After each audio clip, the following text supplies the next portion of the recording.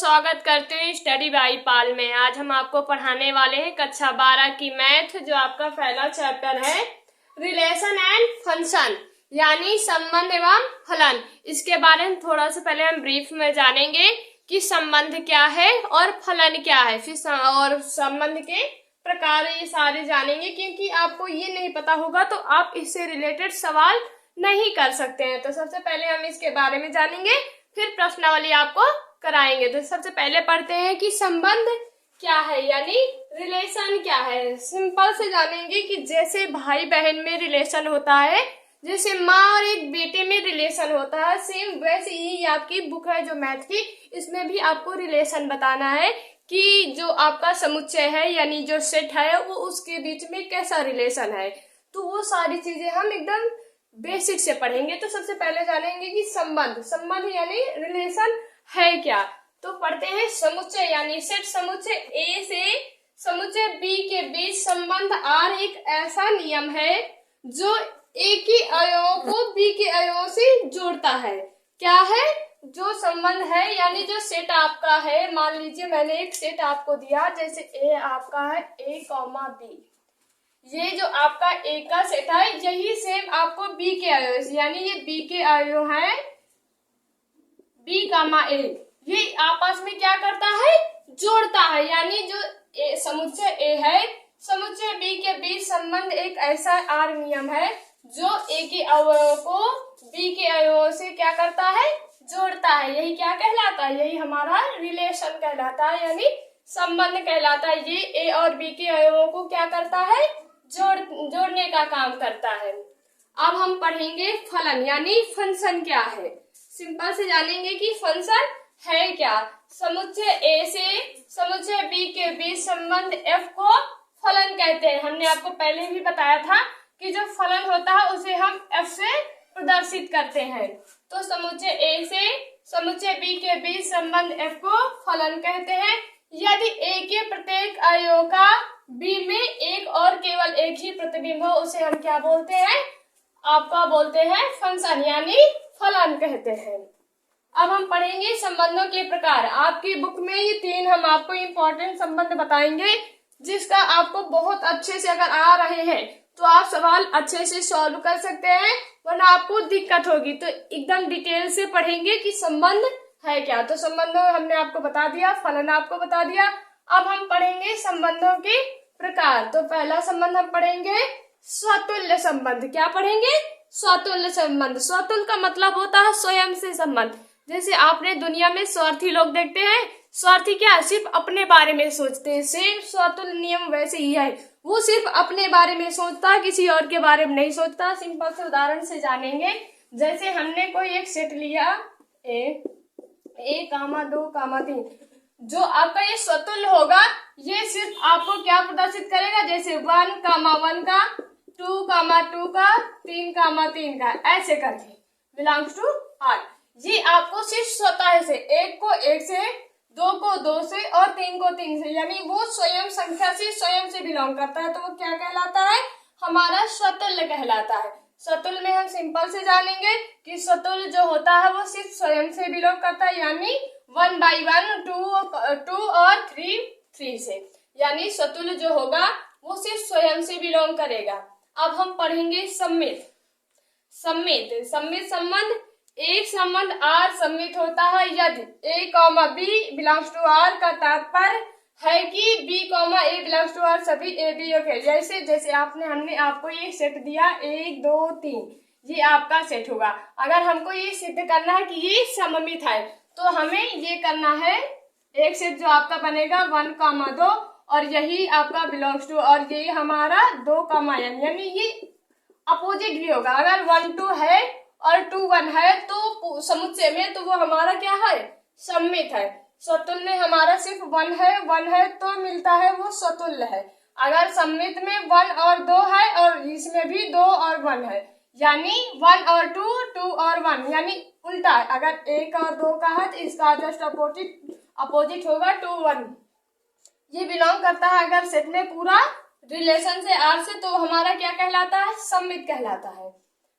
स्वतुल्य में हमने जाना कि 1 by 1, 2 by 2 और 3 by 3। और जैसे ही हमने सममित में जानेंगे कि 1 और 2 होगा और 2 1 होगा, ऐसा अगर पूरा सेट में मिल रहा अपोजिट तो वो हमारा सममित है।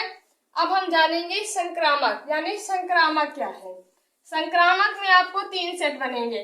कैसे पढ़ते हैं पहले थोड़ी डिफिनेशन, कि एक संबंध R संक्रामक होता है तब A, B belongs to R और B, C belongs to R और AC belongs to R, यानी सभी ABC belongs to R। यानी जैसे हमने एक सेट दिया आपको A 2 3, यानी 1 2 3, इसका अगर हम पहले निकालेंगे तो जैसे ये बिलोंग करेगा A, 2 belongs to R और 2, 3 belongs to R, तो इसका एक यानी 1, 3 belongs to R, ये पूरा बिलोंग करेगा। तो ये हमारा क्या कहलाएगा, संक्रामक। क्या कहलाएगा, संक्रामक। या इसमें अगर 1 और 2 बिलोंग कर रहा है, 2 और 3 बिलोंग कर रहा है, तो इसका 1 और इसका 3, यानी 1 और 3 ये भी बिलोंग करेगा किससे, R से। तो ये हमारा ये क्या कहलाएगा, ये हमारा संक्रामक कहलाएगा। हमने आपको सबसे पहले बताया संबंध, फिर बताया आपको फंक्शन। संबंधों के प्रकार में हमने आपको बताया स्वतुल्य। स्वतुल्य का मतलब होता है स्वयं से बिलोंग करने, यानी 1 और 1 का। इतना बस याद रखना। जैसे अगर मैंने कहा X R X, ये कैसा संबंध है, ये स्वतुल्य संबंध है। अगर मैंने कहा सममित, तो जैसे ये हो गया X R Y और Y R X, ये कैसा है, ये हमारा हो गया सममित। अगर हमने संक्रामक कहा तो जैसे X R Y और Y R Z, तो X R Z, ये हमारा हो गया संक्रामक।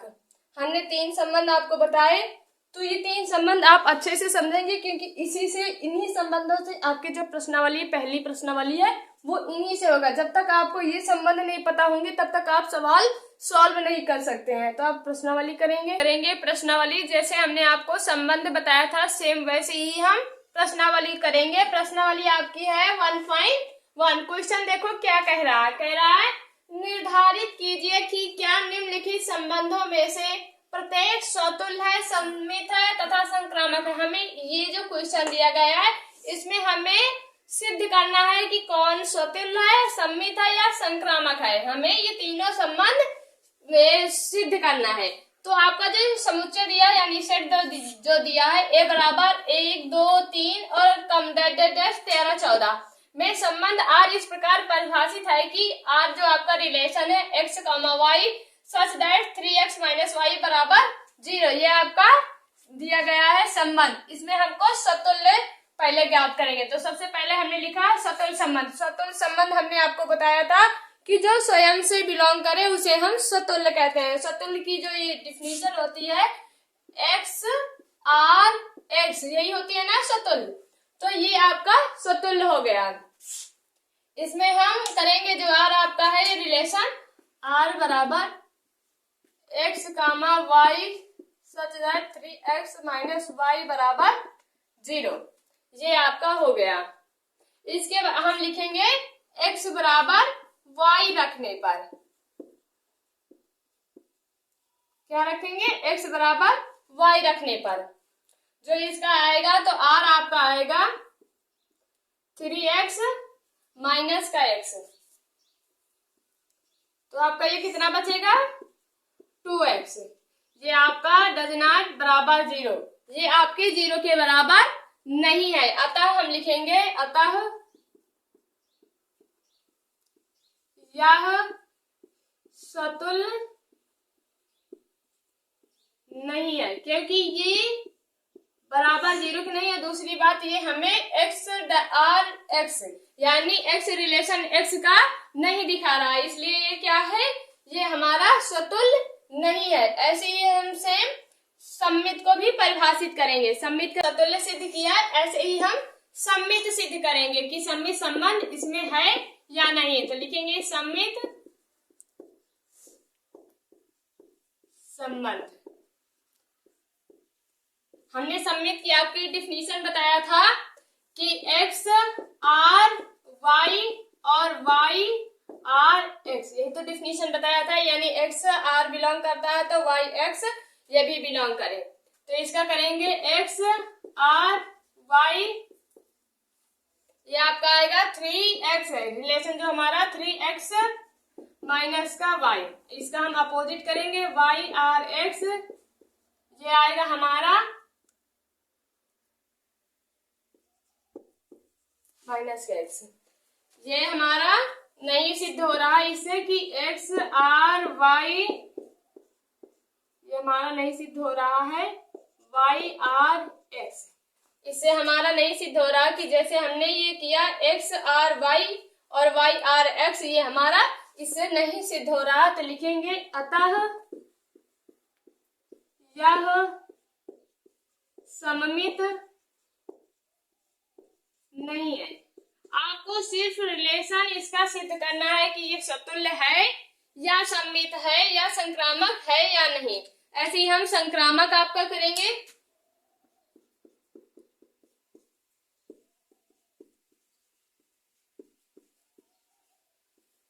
संक्रामक संबंध, इसकी डेफिनेशन हमने आपको बताया था, X R Y, Y R Z और आपका एक्स आर जेड, ये हमने आपको बताया था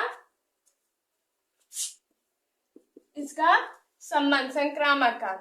इसका जब हम करेंगे संक्रामक संबंध हम सिद्ध करेंगे X R Y comma Y R Z belongs to X R Z, ये हमारा संबंध हो गया संक्रामक संबंध। इसमें हम ये आपकी 3x माइनस वाई, ये रिलेशन हम इसको रख के पुट करेंगे। तो इसका जब आएगा तो X R Y 3x minus का y बराबर 0, ये हमारा पहला समीकरण बन गया। ऐसे ही हम करेंगे y आर जेड, ये हमारा आएगा 3y जेड, ये हमारा दूसरा बन गया। ऐसे ही हम करेंगे x आर वाई बराबर 3x माइनस का z है और 3x माइनस का y बराबर 0। ऐसे ही हम करेंगे इसका 3y माइनस का z बराबर 0, इसका जब हम करेंगे तो आएगा ये 3x और ये 3y है, यहाँ y है तो ये बचेगा हमारा 2y और ये माइनस का z बराबर 0, ये हमारा आया। जहां से हम ये सिद्ध कर रहे हैं कि 3x माइनस का 4y प्लस माइनस का z बराबर 0 does not equal x R Z के, एक्स आर जेड ये हमारा नहीं सिद्ध हो रहा है। तो हम ये हमारा कैसा है, ये आर जो हमारा है ये हमारा संक्रामक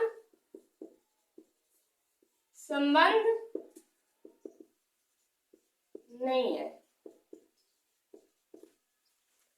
हमारा संक्रामक है X R Y comma Y R Z और एक्स आर जेड, ये तीन अगर हमारे मिल रहे हैं संबंध में तो हमारा संक्रामक संबंध है। अगर तीनों में से कोई एक नहीं मिल रहा तो हमारा क्या है, संक्रामक संबंध नहीं है। हमने एक्स आर वाई किया 3x माइनस वाई, हमारा एक पहला हो गया।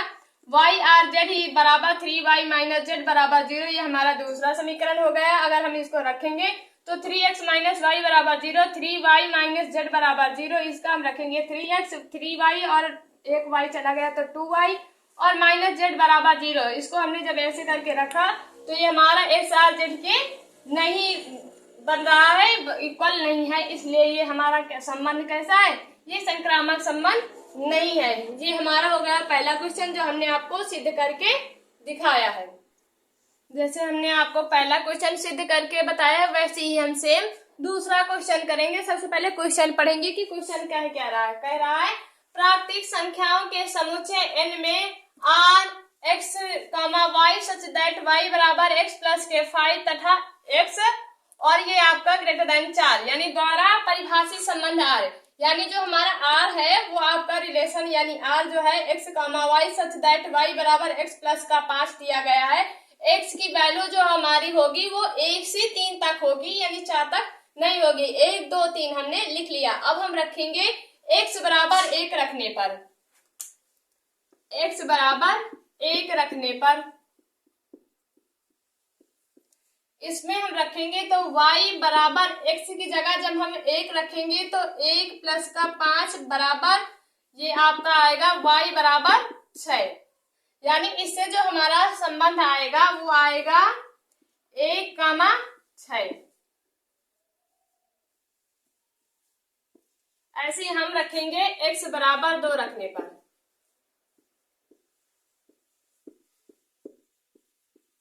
इसमें हम जब x की जगह 2 रखेंगे तो वैल्यू जो हमारी आएगी, x की जगह 2 रखेंगे तो 2 प्लस का 5, ये आएगा हमारा कितना, y बराबर 7। यानी इसकी जो वैल्यू आएगी ये 2 और ये 7, यानी 2,7। ऐसे हम रखेंगे x बराबर 3 रखने पर।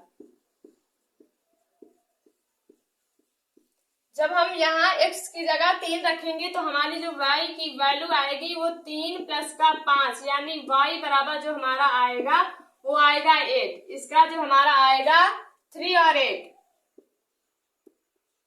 यानी हमारे यहाँ से जो रिलेशन निकला है r बराबर 1,6, 2,7 और 3,8, ये हमारा रिलेशन आ गया। इससे हम सिद्ध करेंगे कि ये स्वतुल्य है या सममित है या संक्रामक है या नहीं। तो हम लिखेंगे सबसे पहले, इधर हम आपको स्वतुल्य दिखा रहे हैं, स्वतुल्य संबंध। स्वतुल्य संबंध हम आपको यहाँ समझाएंगे।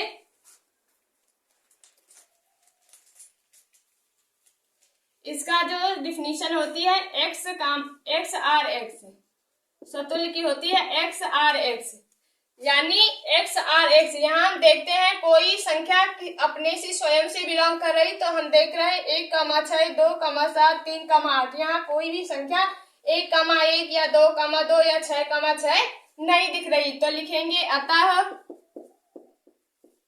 यह स्वतुल्य नहीं है। अगर x आर एक्स, यानी हमारे यहाँ जो रिलेशन ये दिया हुआ है, हमने बोर्ड में निकाला है, यहाँ 1,1 होता है या 6,6 होता है या 2,2 होता, तब जाके ये हमारा क्या होता, ये हमारा स्वतुल्य होता। ऐसे ही हम सम्मित करेंगे। दूसरा हम आपको सम्मित बता रहे हैं।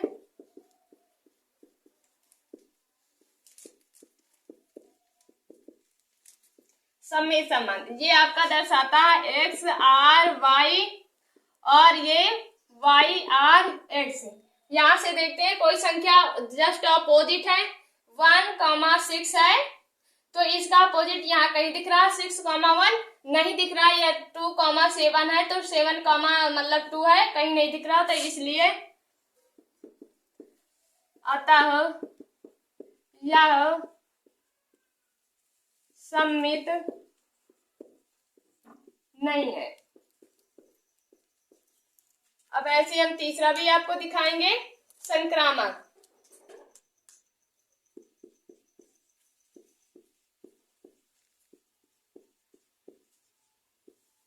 संक्रामक संबंध, इसकी डेफिनेशन बस आपको तीनों की लर्न होनी चाहिए। इसकी डेफिनेशन है x का आर वाई और इसका y आर जेड और इसी का आपका आएगा x आर जेड। यहाँ कहीं देखने को आपको दिख रहा है कि 1,6 है तो 6, या 2 होता है तो 1,2 होता है, ऐसे करके कहीं दिख रहा, नहीं दिख रहा, इसलिए अतः यह संक्रामक नहीं है। ये जो हमारा संबंध है ये संक्रामक नहीं है, ना तो ये स्वतुल्य है और ना ही ये सम्मित है और ना ही ये संक्रामक है। ये हमने सिद्ध करके आपको दिखाया है। ऐसे ही हम आपको और क्वेश्चन करवाएंगे। तो मिलते हैं नेक्स्ट वीडियो में, तब तक पढ़ते रहें, मुस्कुराते रहें। अगर आपको कोई चीज डाउट है या समझ में नहीं आ रहा तो आप कमेंट बॉक्स में कमेंट कर सकते हैं, हम आपको और बेहतर समझाने की कोशिश करेंगे। Thank you class.